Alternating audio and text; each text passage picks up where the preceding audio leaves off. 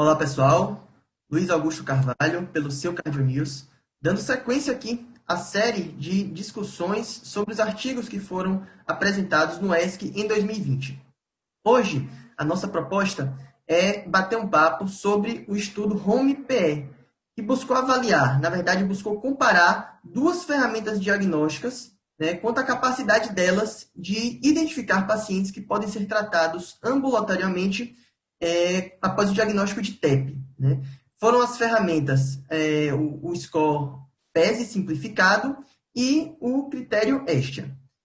Para essa nossa discussão, para esse nosso bate-papo, eu vou convidar hoje o Dr. Diandro Mota, que é médico cardiologista e ecocardiografista com formação pelo Instituto Dante Pazinesi de Cardiologia e atualmente médico assistente do pronto-socorro do Instituto Dante Pazinesi de Cardiologia. Boa noite, professor.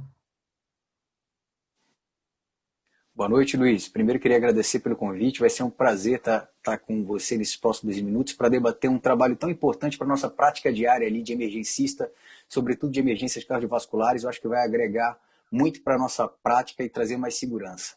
Sem dúvida. Então, para começar nosso bate-papo, professor, fala para a gente um pouquinho do desenho de estudo, como é que os autores aí conduziram essa parte inicial. Perfeito, excelente. Primeira coisa, Luiz, a gente tem que pensar no background, né? O que levou aos pesquisadores a desenhar esse estudo. A gente sabe que o tromboembolismo pulmonar, o TEP, famoso TEP, ele tem um espectro de apresentação que é extenso. A gente pode ter pacientes que têm sintomas mais brandos, sem manifestação hemodinâmica significativa, assim como a gente pode ter paciente com choque importante, disfunção de VD, com PSAP muito elevada e que eventualmente vai precisar, inclusive, de terapia fibrinolítica ou mesmo terapia mecânica para retirada de trombos. Ou seja, varia muito o espectro de apresentação do TEP. A ideia é, muitos pacientes podem se apresentar com sintomatologia mais branda e sem uma gravidade que demande um tratamento internado, ou seja, poderiam ser pacientes que possivelmente poderiam receber o tratamento de anticoagulação em ambiente extra-hospitalar, o tratamento ambulatorial. Mas isso não é tão bem aceito dentro da comunidade científica por questões de segurança, não que não seja muito bem aceito, mas existe uma certa preocupação que é válida com a possibilidade de complicações nesses doentes que são tratados fora de hospital, sobretudo por conta de recorrência de fenômenos tromboembólicos venosos ou pela possibilidade de sangramento ou morte por qualquer causa. Então sempre ficou uma pulga atrás da orelha de falar como eu posso selecionar bem os meus pacientes para que eles possam ter um tratamento adequado fora do ambiente hospitalar. Dentro desse contexto, Luiz, a Sociedade Europeia, nos seus guidelines, já vinha recomendando o uso do critério PESE simplificado para identificar os pacientes que tinham baixa probabilidade de evento adverso grave, tratando fora de hospital. Os americanos, nos seus guidelines, eles ainda não tinham selecionado um score específico para tentar identificar esse paciente, e eles acabam orientando que se busque alguma ferramenta mais pragmática, como a gente viu o critério HESTA que você citou inicialmente.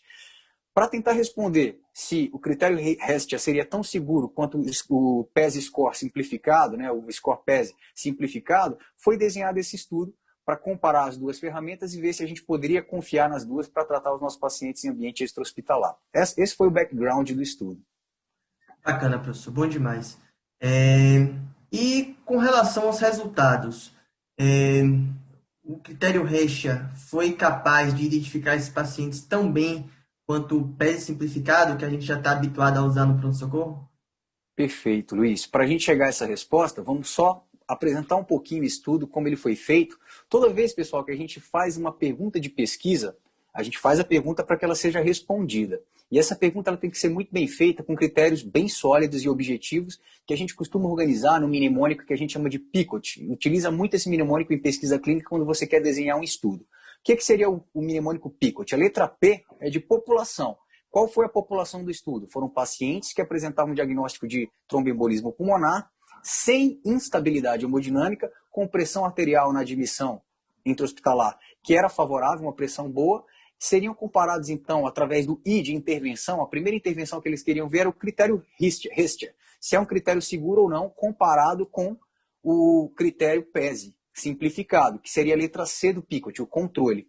A letra O é de outcome, de desfecho. Qual que era o desfecho principal desse estudo? Era justamente um evento composto de morte por todas as causas, sangramento e recorrência de fenômeno tromboembólico venoso.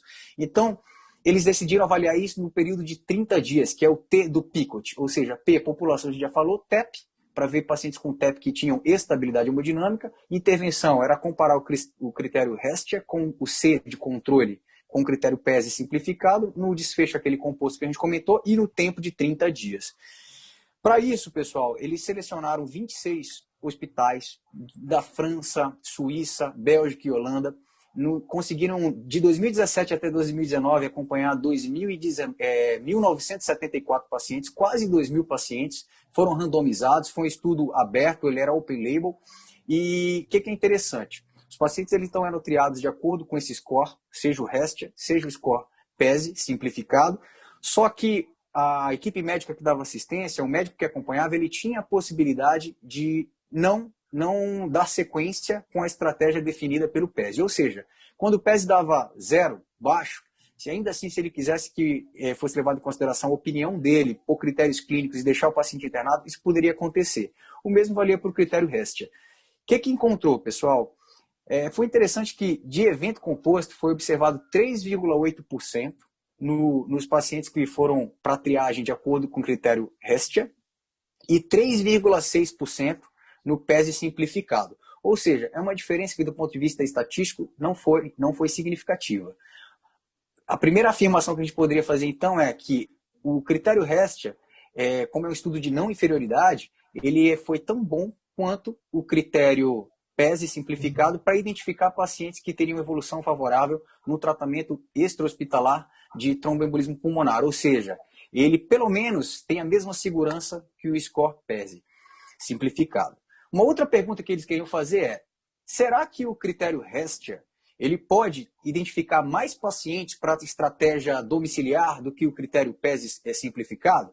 Essa segunda pergunta, pessoal, foi interessante porque quando foi utilizado o critério PESI, a possibilidade de identificar pacientes chegou a quase 50%. Foi 48,4% de pacientes que foram identificados com a possibilidade de receber tratamento domiciliar, contra uma proporção bem menor dos pacientes do critério Hestia, que foi de 39,4%. Ou seja, aparentemente, se eu escolher o critério PESI simplificado, eu posso identificar mais doentes possivelmente com capacidade para tratar fora do hospital. No entanto, lembrando, como eu disse para vocês, o médico que estava dando suporte poderia decidir se seguia ou não por essa triagem. E quando a gente avalia o que ficou de decisão final, os dois se aproximam muito.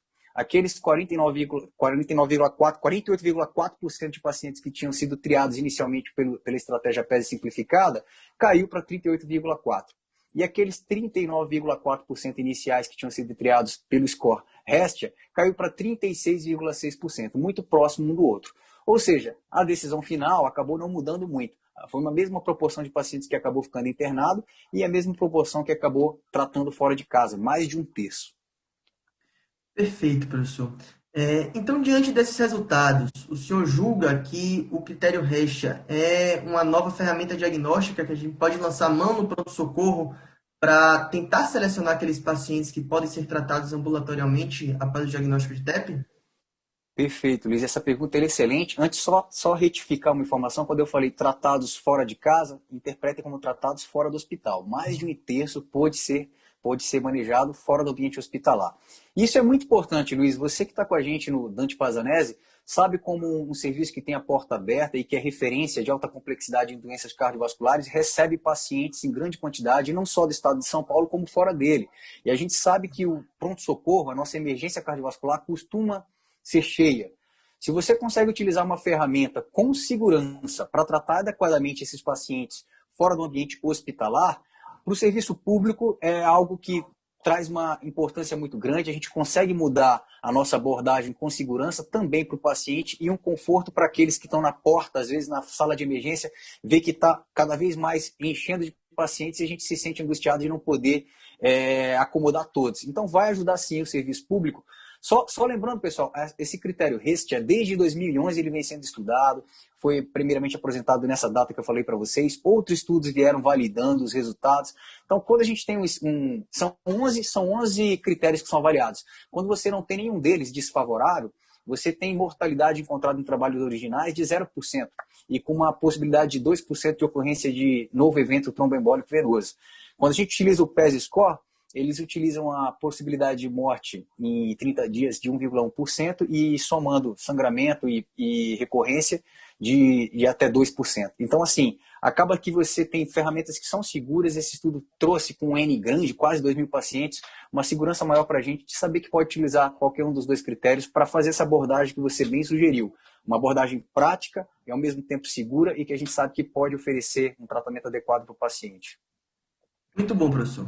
Por vezes a gente valoriza bastante aí os estudos que avaliam eficácia terapêutica de medicação, mas está aí um trabalho, né, que embora não tenha tratado diretamente de opções terapêuticas no paciente com TEP, traz uma nova ferramenta diagnóstica que impacta diretamente aí no prognóstico e no sistema de saúde como um todo.